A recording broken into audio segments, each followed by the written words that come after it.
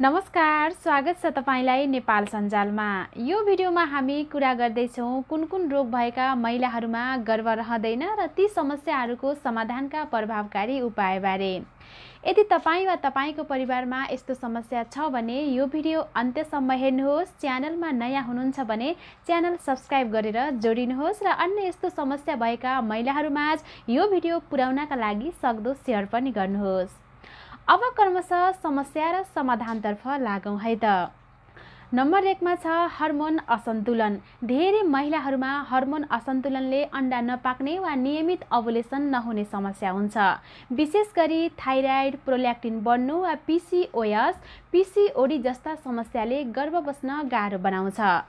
अब यसको समाधान कसरी गर्ने भन्ने बारे बुझौँ है त।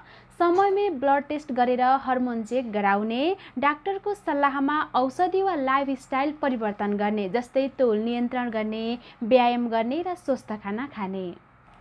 नम्बर 2 मा छ PCOD, PCOS, polycystic ovary syndrome. अण्डाशयमा साना साना सिस्टहरू बन्ने समस्या, अनियमित महिनावारी, दाना आउनु, तौल बढ्नु, अन्डा नपाक्नु जस्ता लक्षणहरू देखिन्छन्। यो रोग आजकल धेरै महिलाहरूमा देखिन्छ र गर्भ नबस्ने मुख्य कारण पनि PCOS नै हो। अब PCOS को समाधान कसरी गर्ने यसबारे बुझौँ है त। नियमित व्यायाम गर्ने, तौल नियन्त्रण गर्ने, औषधि र ओभुलेसन इन्ड्युसिङ उपचार गर्ने र आवश्यक परे IVF जस्ता फर्टिलिटी उपचार पनि गर्ने। त्यस्तै नम्बर 3 मा छ ट्युब बन्द हुनु, ब्लक फ्यालोपियन ट्युब्स।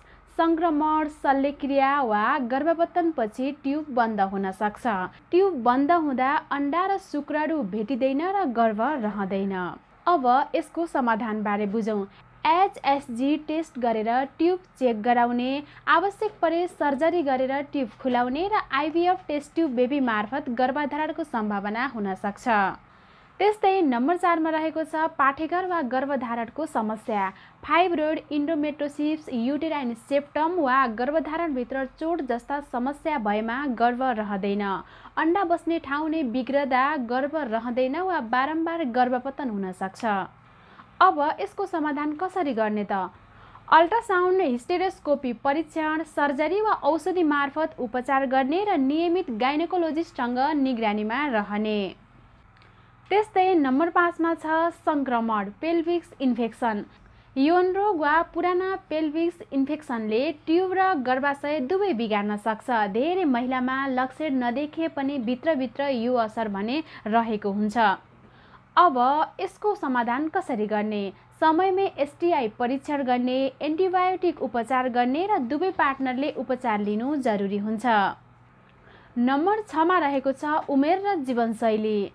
35 वर्षपछि प्राकृतिक गर्भधारण दर घट्दै जान्छ र गर्भ बस्ने सम्भावना कम हुन्छ। तनाव, धुम्रपान, मदिरा सेवन, अनियमित सुत्ने र बिहान ढिलो उठ्ने बानीले फर्टिलिटी घटाउँछ।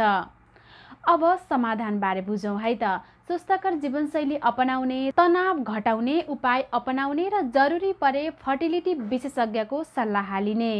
तपाईले अगाडि भिडियोमा हेर्नुभयो गर्भ नबस्नुका धेरै कारणहरू हुन सक्छन्, तर समयमै परीक्षण र उपचार गरेमा गर्भधारण सम्भव हुन्छ।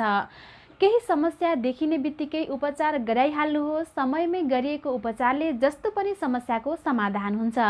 यदि केही कुरा बुझ्नु भएन भने कमेन्ट गर्नुहोस्। तपाईको कमेन्टको रिप्लाई अवश्य पनि हुनेछ। आशा छ तपाईलाई यो जानकारी उपयोगी लाग्यो। यदि तपाईलाई यो भिडियोबाट केही सिक्ने मौका मिल्यो भने भिडियोलाई लाइक र सेयर गर्न नबिर्सनुहोस्। यसैगरी अन्य स्वास्थ्य सम्बन्धी जानकारीको लागि नेपाल सञ्जाललाई सब्स्क्राइब गर्न पनि नबिर्सनुहोस्। कुनै पनि रोगको समयमै उपचार गरी स्वस्थ रहनुहोस्। स्वास्थ्य नै सबैभन्दा ठुलो धन हो। नमस्ते, अर्को भिडियोमा नयाँ जानकारीको साथ भेट्नेछौँ।